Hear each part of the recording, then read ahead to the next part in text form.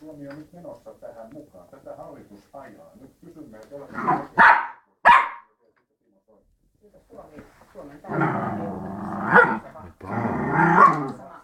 ole samaa enemmän ulkopuolelle. Itse asiassa on hyvin vaikea tietää näistä.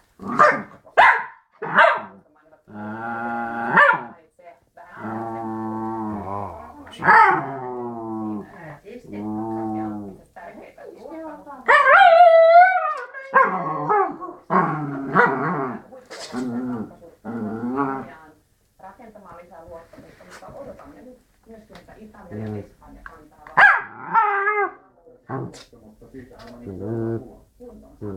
ja sen jälkeen sitten Euroopan keskuspankki voi sitten tukea yhdessä rakentaa niitä tukimekanismeja.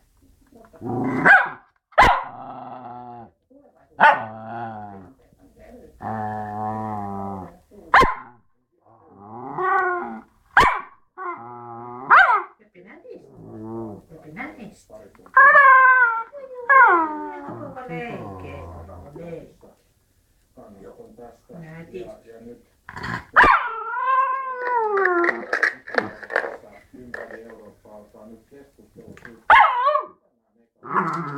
minkälaiset vastuut oikein tuottaa. Ja meidän vastuut ovat kymmeniä miljardeja.